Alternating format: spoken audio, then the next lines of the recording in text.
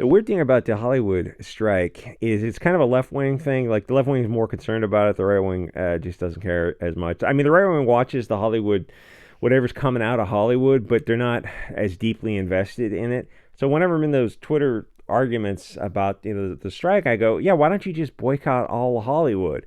And suddenly it's the needle scratch on the record, and they start backpedaling because season 3 of some show is coming out. Like, serious? That's like you're really, you can't just say, oh, why don't we can just pump the brakes on this for a couple months or a year. But no, like they really have deep parasocial relationships with shows instead of with real people. Where I think people on the right have more IRL relationships, or at least it feels like. Anyway, so Hollywood is going to replace actors and writers with AI. You're probably going like, where's the downs? Oh no, Hollywood is having troubles. Oh darn. They don't seem to know how little people care about them. Have they perhaps considered learning to code? So that sounds like kind of a clickbait title, but it's true. They're not just because they're not ready to do it totally yet, because the tech isn't there yet. But it's getting close, and they're already using AI to help with scripts, which I mean sounds just as derivative. I mean that's literally what it is. It is derivative. It's cobbled together from earlier stories. It also sounds a little bit creepy, but it's also doing some pretty useful film tricks, which is where the area of AI would be, I think, probably better used if you're a union and you're striking. So if you have an actor like seated at a desk and they're doing their line and the camera's filming from one angle, but in editing you want to change the camera angle to a profile shot, the AI can do it for you because it's mapped out the actor's face across different positions from the total footage, and it can just recreate the scene, so you don't have to pay for reshoots. Is the AI going to be as good as the real footage? No, not yet, but some of the time it's going to be indistinguishable, and it's only going to get better. Now the rabbit hole enjoyers hear this, and they immediately start extrapolating to the various conclusions that this technology means that anything you see or hear on a screen and speakers, now you have no idea if it's real or not, which yes, that's welcome to the future.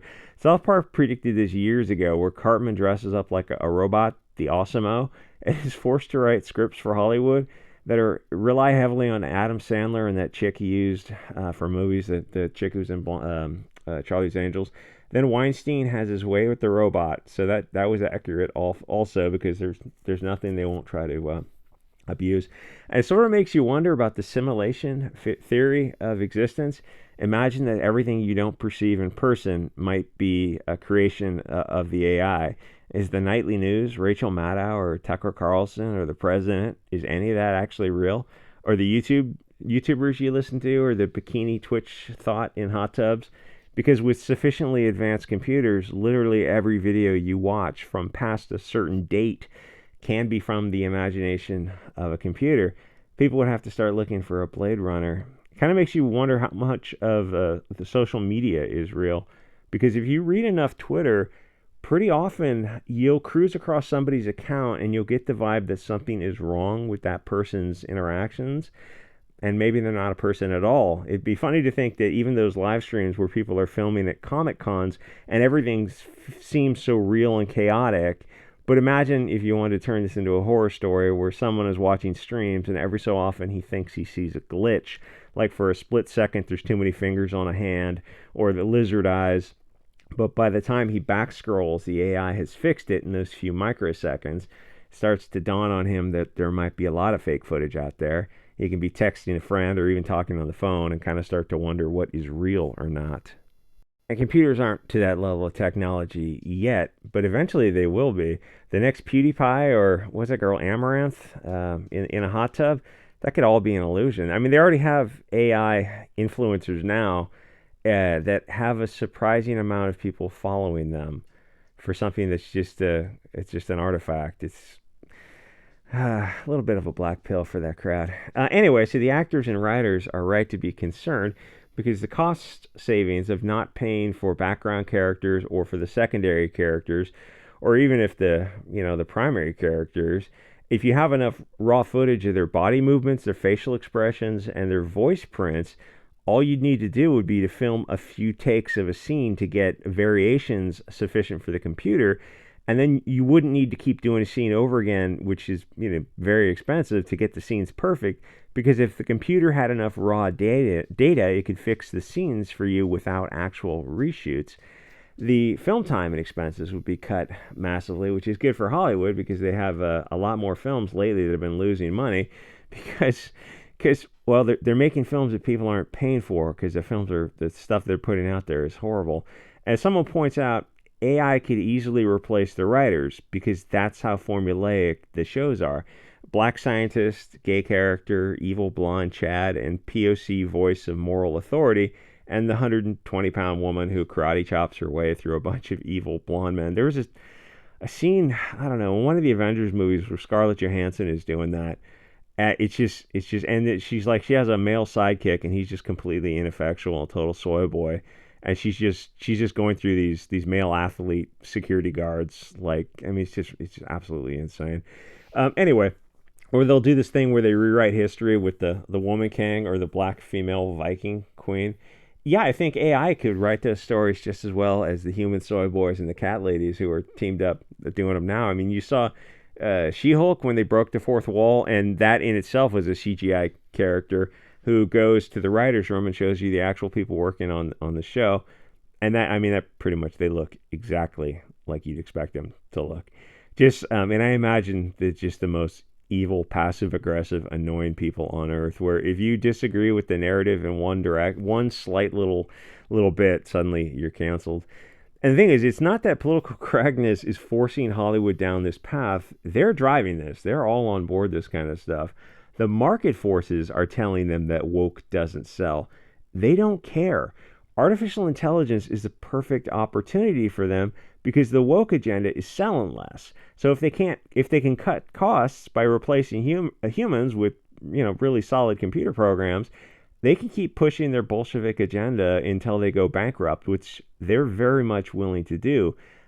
As I keep saying, this is a cult for them. This is just as much a cult as those Kool-Aid people in South America. At no point is this going to turn around. Hollywood is going in this direction. There's nobody in mainstream Hollywood who has any interest in going in a different direction. And the machine, the infrastructure of it, I don't think would allow them to. Because if you had one Netflix show that goes out there now, and they're doing like it's Always Sunny in Philadelphia, but the early seasons when they were a little like they were never edgy. They were just edgy for all the other crap that was out there, and that came out in 2006, and everything else out there was garbage.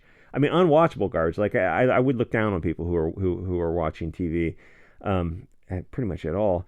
If you combine like It's Always Sunny with South Park, like something that is legitimately offensive and not politically correct, what would happen is, besides the Twitter just spurg out and like dozens of those kind of BuzzFeed, Mike, Vox, Slate, Now This, Mary Sue articles would come out about how dangerous this is. What a threat to our democracy humor is. We can't have humor in free speech. But the thing is, the show would be a huge hit. It would be a massive success. And the kind of this globalist theory is this kind of theory of communism is you can't allow a juxtaposition between a working scenario and their view of the world. Like if you took a state and you divided it in half and you say, okay, all the commies go to one side and all the nationalists go to one side. Well, nationalism would work. You'd have everything functioning. It pretty much just be like a normal, quiet, calm, peaceful, functioning town. You'd have rules and restrictions, but it would work. Like everything would just be like a town that works. But the communist side would, it would be the Chaz and in a week, and then it would be cannibalism in a few months. It would just totally collapse. And they know that also, so they can't allow competition. And it's the same way with the shows, because if you had a South Park now, something like that, it would be huge. It would just dominate. People would be loving it. And they can't have that because now they're in the position of saying, no, we can't let you enjoy humor because we have to impose our will on you. And it would bring attention to the idea of people going, wait a minute, if you don't like it, just don't watch it. It's not that. They don't want you to watch it. They want to control your behavior. So anyway, they're not interested in turning this around. They think they're the hero in this story. They're not in Hollywood for the money. This is their Bolshevik Revolution 2.0. And somebody points out in the comment that actually the Zero Hedge comment section, and Zero Hedge itself is moving delightfully to the right. that before about 2000, there used to be multiple great movies in a year. And I'm not talking about, I don't know, Citizen Kane and Casablanca or whatever. Though Casablanca was a whole lot of fun. I'm talking about, in like almost all the movies that guy was in, what's his face? Those were there was a lot of crowd pleaser movies from about 1970s or even earlier, say earlier up to 2000, because there's a bunch of movies from the 40s on up, 50s. Like, if, oh no, Hollywood is over. Okay, well, we'll go back to those earlier movies and go watch, I almost said, like Sophia Loren and Rita Hayworth and whatever. Up until about 2000, there was a lot of fun hit movies. I mean, you had stuff like Airplane and The Goonies and Gremlins and even E.T., which, I mean, it was a hit for kids. But you get the Star Wars and Star Trek and Superman, and there was a ton of movies in that sweet spot, 70s, 80s, and 90s. And then post 2000, something happened in Hollywood. Things just started to dry up because everything got more mediocre as things got more politically correct. And there's actually a deeper reason behind that. It deals with the events 2001, where the globalists decided to go full mask off, because the country and the West could have gone in two directions at that point. And unfortunately, they chose they chose self-deletion as an entire group, which is unfortunate. Maybe we can turn it around though. So what the stories were after that point was everything bad has to be European, like completely mask off. And a good example is Black Adam came out a couple years ago, and they're in the Middle East, and there's no shortage of groups of bad people in the Middle East. There's no shortage of conflict in the Middle East. But they set the story where the movie made the bad guys British for some reason, who were colonizers and stealing their resources, but they never explain how, or they never explain why they're there, or why the UN allows it, or what was really going on. It was just, oh well, there's British and they're bad. And like, so what happened? Oh, the movie bombed. But you can compare that to the 2008 Iron Man, where the bad guy was a guy from that area, from that area of the world, and the story worked. He kidnaps him. He's a guy who does large scale, terrible, bad things. He puts the guy in a cave and says, "You got to design this weapon system for us." It worked. The story worked. And then it was only 10 years later they make Black Adam with The Rock, and they switch out the guys who would logically be the bad guys in those areas. It didn't make any sense, but it was more politically correct. And it's like, do you want to sell movies, or do you want to make politically correct propaganda? And that's the thing, is they don't want to sell movies. They really don't care about movies. This is just as much as a cult as those people who are waiting for the comets to come along, and for some reason they have to delete themselves. Like, couldn't the comet pick them up? Oh no, I guess I had to take their souls. I'd be like, why don't, if they're so advanced, they can take our whole bodies, they can just come down and like beam us up. We don't actually have to. I'm not drinking the Kool-Aid. No, you will drink the Kool-Aid. The funny thing about the Kool-Aid thing is that group was it was a diverse cult, which I don't know, it's kind of interesting. Anyway, like, comment, subscribe. I'm real, I think. And I'll see you guys on the next episode.